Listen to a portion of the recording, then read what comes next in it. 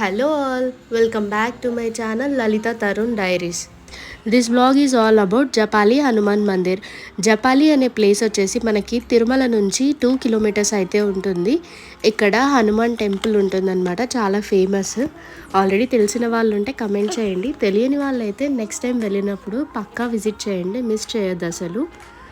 మేమైతే morning start అయిపోయాము హనుమాన్ టెంపుల్కి. ఇంకా పక్కనే కాబట్టి తిరుమలకి, సో మార్నింగ్ వెళ్ళిపోయాం. అంతగా రష్ కూడా లేరు మేము వెళ్ళిన టైంకి అయితే.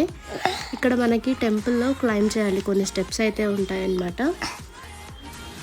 మనకి ఆన్ ద వేలో అర్లీగా వెళ్ళామంటే పార్కింగ్ కొంచెం ఈజీగా దొరుకుతుంది. మనకి లేట్ అయ్యే కొద్దీ మార్నింగ్ ఇంకా పార్కింగ్ అయితే కొంచెం కష్టమే అని చెప్పచ్చు.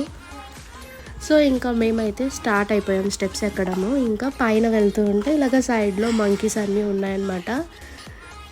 అందరూ ఇంకా ఫొటోస్ తీసుకుంటూ ఉన్నారు మంకీస్కి. ఇక్కడ చూసారు కదా, ఇలాగా చాలా కామ్గా కూర్చో ఉన్నాయన్నమాట. ఇంకా స్టెప్స్ అయితే మరీ కష్టం ఏం కాదు, కొంచెం ఈజీగానే ఉంటాయి. కొన్ని స్టెప్స్ అనమాట, లైక్ అంటే మనకు కొంచెం వాక్వే ఉంటుంది, కొన్ని స్టెప్స్ ఉంటాయి. ఈ హనుమాన్ టెంపుల్ చాలా ఫేమస్. కొందరు హనుమాన్ ఇక్కడే పుట్టారు అని అయితే చెప్తారు. ఇలాగ బ్యాక్ సైడ్ అన్నీ ఇలాగ స్టోన్స్ పెట్టున్నారు కదా, అలాగ స్టోన్ మీద ఒక్కొక్క స్టోన్ మీద అన్నీ పెట్టి అది పెడితే మనం ఇల్లు కడతాము అని అయితే నమ్ముతారంట. లైక్ అంటే అలా చేయడం తర్వాత ఇల్లు కొంటాము అని అయితే నమ్ముతారు. ఆన్ ద వేలో మనకి ఇలాగ స్క్విరిల్స్ అయితే ఉంటాయి, ఇలాగ పెద్ద స్క్విరిల్స్.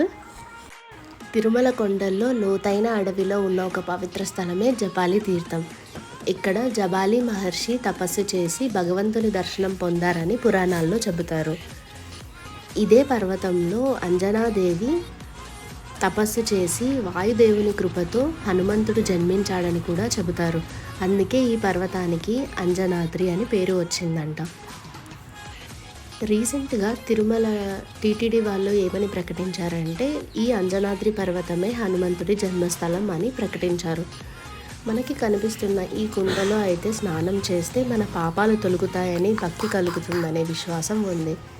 ఇంకా ఫైనల్లీ మనమైతే టెంపుల్కి రీచ్ అయిపోయాము. ఇది మెయిన్ టెంపుల్, లోపల ఫోటోగ్రఫీ వచ్చేసి ప్రొహిబిటెడ్. ఇక్కడ కనిపిస్తుంది కదా, ఇది స్వయంభు వినాయకుడు అనమాట, చెట్టుకి. అలాగే ఇక్కడ వైబ్ అనేది చాలా డిఫరెంట్గా ఉంటుంది, చాలా పాజిటివ్గా ఉంటుంది.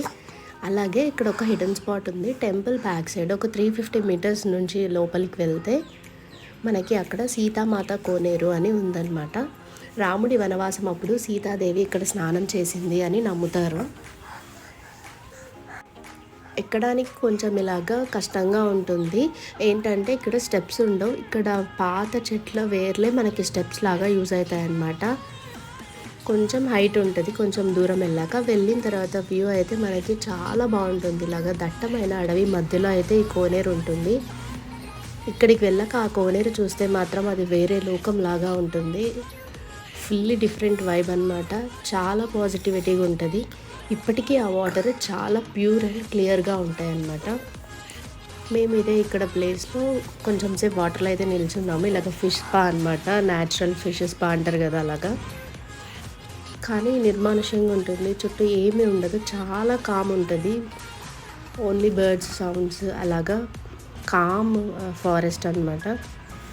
ఎవరైనా వెళ్ళకుంటే ఈసారి అయితే పక్కా ట్రై చేయండి, ఖచ్చితంగా విజిట్ చేయండి. This is a must place when you go to Tirumala, so don't miss it.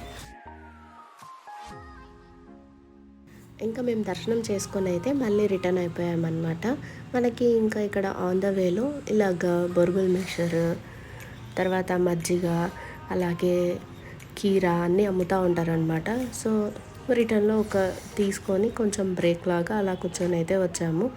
That's it for this vlog. See you in the next vlog. Take care, bye. Don't forget to like, share and subscribe.